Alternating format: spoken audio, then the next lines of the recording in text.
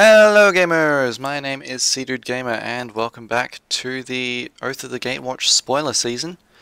We're gonna just get right into it with the cards we missed from yesterday, and we'll start with the big one, Nissa, Voice of Zendikar. Yes, we have a Planeswalker today. She is 1 green for a 3 loyalty Planeswalker. Not bad, 3 mana Planeswalkers, usually pretty powerful. She has a +1 to put a 0/1 green plant creature token onto the battlefield. It's pretty good. She protects herself a little bit. -2 to put a +1/+1 counter on each creature you control. That seems pretty alright. It's like, yep, I will make all of these plants. Oh, now they're all 1/2s. Oh, now they're all 2/3s. Yeah, good times. And her ultimate, -7. You gain X life and draw X cards, where X is the number of lands you control. It's a good effect. Drawing cards in green can be somewhat difficult, but it's not the most powerful ultimate. It's still very good, don't get me wrong, but I'm more likely to be making a bunch of plants and then pumping them up. So yeah, it's pretty good. I have a green-white +1/+1 counter deck that I will happily put Nissa into. So yeah. Moving on though, we have the Eldrazi Mimic. It is 2 mana for a 2/1 that has whenever another colorless creature enters the battlefield under your control, you may change Eldrazi Mimic's base power and toughness to that creature's power and toughness until end of turn. There's a lot of words in that text. It is consistently inconsistent. I like a good bit of flavor text. Anyway, I keep bringing up this creature, but that 8/9 Trampler, if you already have this guy on the battlefield, then hey, suddenly you have 2 8/9s, one of them can attack. Unfortunately, this guy doesn't get the abilities of the other creatures, because that would be completely overpowered if you cast Ulamog. I'm just saying. Anyway, this card's pretty good. There can be quite a few shenanigans, and it's a you may effect as well, so if you happen to be making a bunch of scions, then you don't have to turn this thing into a 1/1 instead of a 2/1. He is probably not attacking unless you've got a higher power creature or higher everything creature entered the battlefield that turn, but yeah. He's not bad. He's not bad. Oh, I was not saying where these cards are from. Nissa, Voice of Zendikar is from Star City Games, and Eldrazi Mimic is from Mirror Station. And our last preview card from other places today is the Seagate Wreckage, spoiled by Tolarian Community College. Go check them out on YouTube. Seagate Wreckage is a land that taps to add colorless mana to your mana pool. That's fine, it's a waste. What else you got? It's got pay 2 and a colorless and tap to draw a card. Activate this ability only if you have no cards in hand. Once a center for knowledge, Seagate now serves as a reminder of what was lost. So yeah, pretty good. Pretty good. Drawing a card on a land is pretty powerful, even if it is only available if you have no cards in hand. There are plenty of decks that can get down to no cards in hand just real quick. And paying essentially 4 mana to just draw a card at instant speed, that seems fine.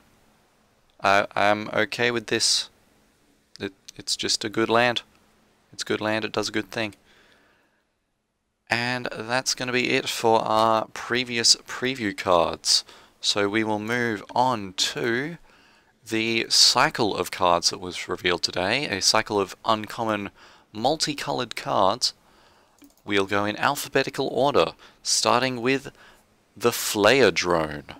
1 black-red for a 3/1 Eldrazi, which means it is devoid, and it has First Strike. So 3 mana for a 3/1 with First Strike, it's a bit better than a Piker. It does cost black, but yeah.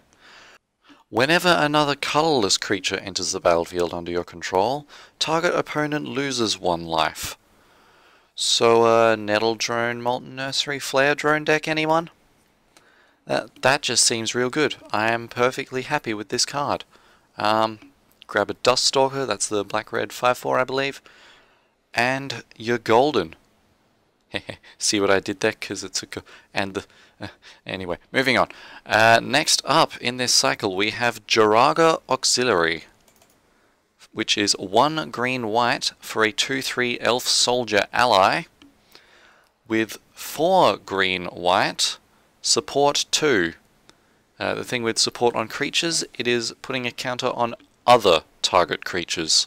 And it's not just your creatures, so if for whatever reason you want to target other people's creatures, then yeah, this guy's your man. Speaking of my green-white +1/+1 counter deck, this guy probably going in there.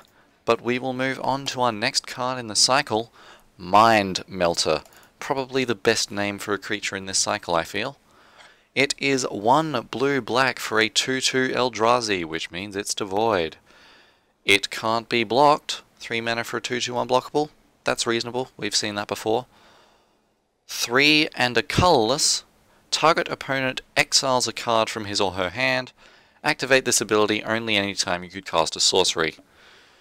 I like this guy. This guy is good. I have a blue-black devoid deck that is, blue-black ingest deck that I will be putting this guy in.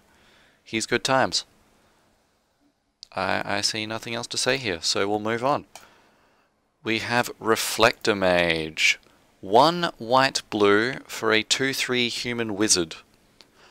When it enters the battlefield, return target creature an opponent controls to its owner's hand. That creature's owner can't cast spells with the same name as that creature until your next turn. So yeah, this card is pretty bonkers. 3 mana for a 2/3, that's fine. Bounces a creature, I love it. They can't cast creatures with the same name as that creature, holy balls. That is bounce and delay, and that is glorious. Also, he has these cool mirror things that I like, so yeah. You gotta appreciate the art on these cards, they put a lot of work into it. But our final card in this 3 gold cycle, 3 mana gold cards is why I'm calling it that, is the Relentless Hunter. 1 red-green for a 3/3 human warrior. 3 mana for a 3/3 seems fine to me.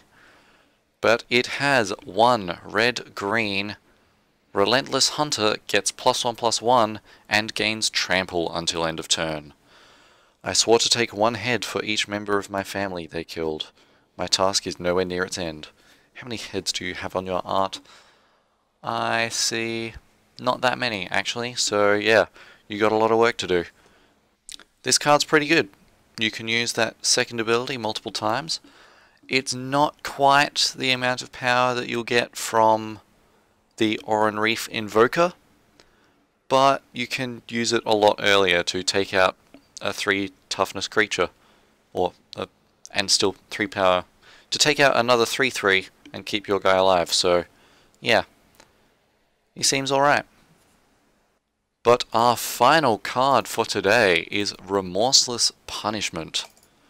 3 black for a sorcery. Target opponent loses 5 life unless that player discards 2 cards or sacrifices a creature or planeswalker. Yeah, that seems fine. 5 mana to get rid of 2 cards or sacrifice a creature. Yeah, it gets through indestructible, I guess. It's kind of worse than a mind rot, but yeah, losing 5 life can be a thing. Repeat this process once. So yeah, that's fun. Yeah, that seems pretty good. I like that card. It's just, okay, you're losing life for discarding cards or sacking a thing. Again, please. You haven't suffered enough. Just keep suffering, please. I have suffered 1,000 lifetimes of agony on this wretched world. I have far less time to share with you, but I assure you, no less pain. Obnixless. He's one sassy son of a bitch. Anyway, that's going to be it for our cards, our preview cards for today. I will see you tomorrow in the new year with more cards. See you then.